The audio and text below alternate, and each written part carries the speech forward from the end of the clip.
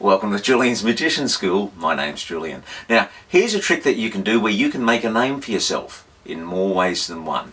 Have a look, see what you think, and then I'm going to show you how to do it. If this doesn't work, you can boo me off the stage, right?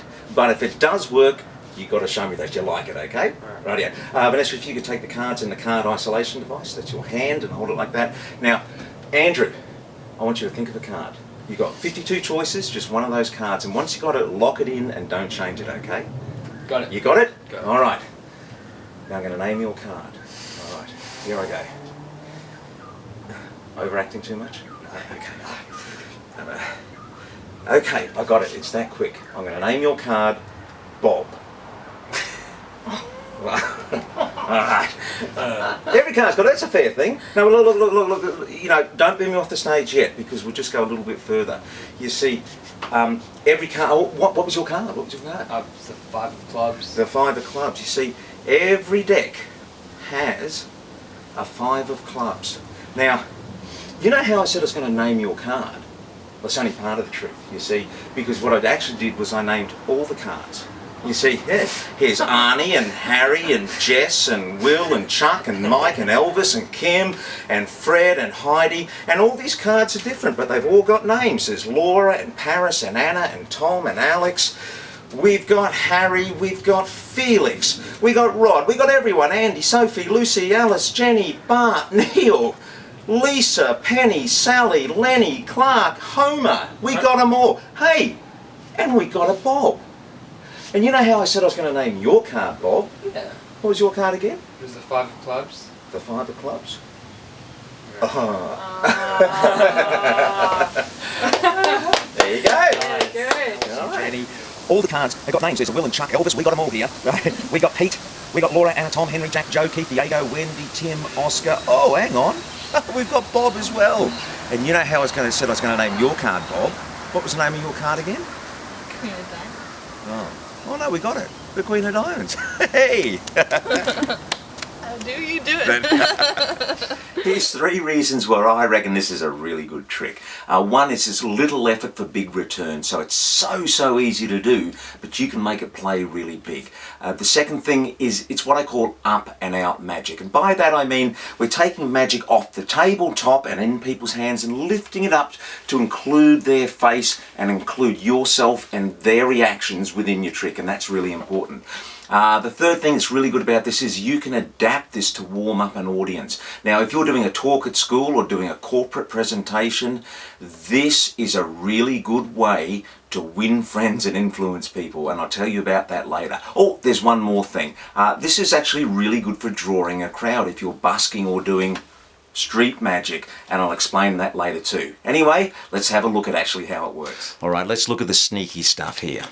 The cards, as we know, we've written on the back. It's best if you use a chisel point marker, so it's a nice broad words that people can see. That's easy, you just write all those names on the back. You choose what you want to. Now, you choose one card which you're going to write Bob on. There it is. I choose the King of Spades. Now, the reason I do that is after years of performing, I've sort of noticed that people don't choose the King of Spades.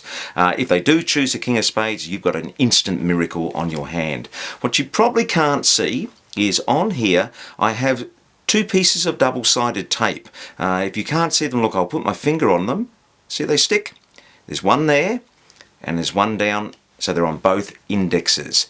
Now they don't have to be very big, they just need to cover the king. If you do 5mm by 15mm, that'll be fine. And they don't have to be perfect, nobody sees them. No one is ever looking, they're looking at the cards here. No one in literally hundreds of performances has ever seen that bit of tape.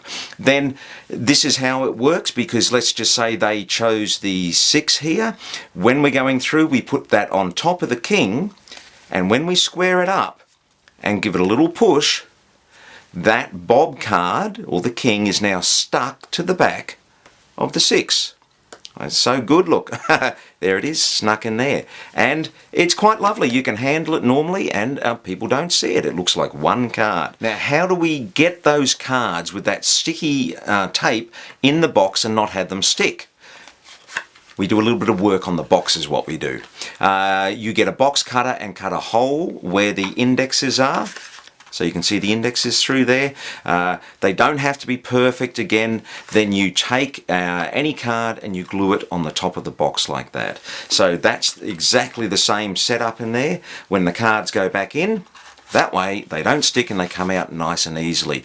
Be careful with the flap, you don't put it in the normal position, that you actually pick off a couple of cards and slide it in between them, because the flap will stick to that little bit of sticky stuff there, and that's a bad start to your trick. You will get about 10 performances out of there. So what I do is I make up a little cardboard folder there with bob tape, and I take one piece of the double-sided tape and I stick it down as a base, and then I pre-cut those little sections to go on. There's one there, I'll pull it off there. So when I want to put it on a new card, and you'll get about 10 performances out of each card, you just put that on and then peel off the protective coating. There it goes, and look, whoop, stuck there, you're ready to go. Sometimes you'll find that that tape is actually too sticky at the start, so I just dab it off with my finger a couple of times and you're in a perfect position to go and do another 10 performances. So if you're worried about this and not sure exactly how big to make the cards or the box holes, I've actually scanned this same box onto the card here, and I've used a bit of cards, and you can see exactly the size of the holes that I've used. If it works for me, it'll work for you. The handling is really easy. You give them the cards so they're out of your hands, and you ask them to choose any one of the 52 cards. They name a card, you make your little joke about you naming it Bob, and then you take the cards back. Now the way that you have made this deck of cards means when you open the box in the normal way, the cards come out with the backs hidden, which is what you want. You ask them for their card. Let's just say it was, here we go, the 9 of clubs. You put that 9 of clubs on top of the deck, then square it up. You've done the trick. I mean, that's all the technical skills you need. If you can put a card on top of the deck, you can do it. When you're showing the cards, you put a little bit of pressure. So I squeeze that end as I'm talking, I squeeze this end, and I'm just locking those little bits of tape in there for that extra security.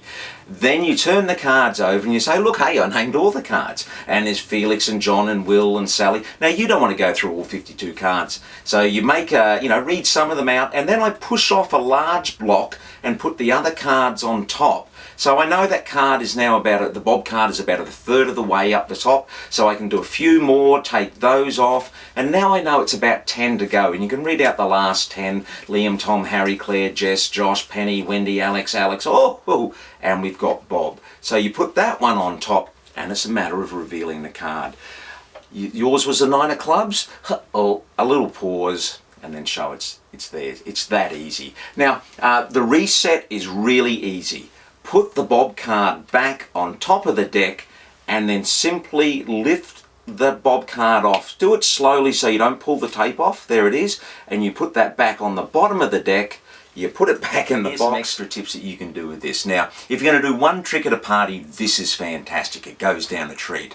If you have to do any sort of presentation, like you've got to do a talk at school or do a corporate presentation, do what I do. Now, I occasionally have to go along and talk at conferences. What I like to do is before I start, I just say, hey, can we just have a little bit of fun before we get into the heavy stuff? And I do this trick.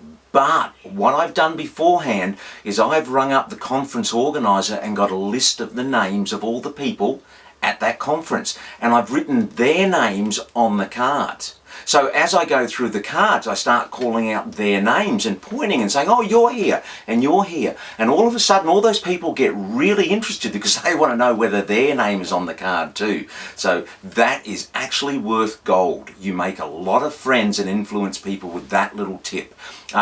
The other thing that I like to do with this is I used to do a lot of busking. I still do occasionally. This is actually a really good way to draw a crowd because you state that you're going to do a great mental feat. You're going to be the Sultan of the Supernatural, the King of the Cranium. You're just going to simply name someone's card.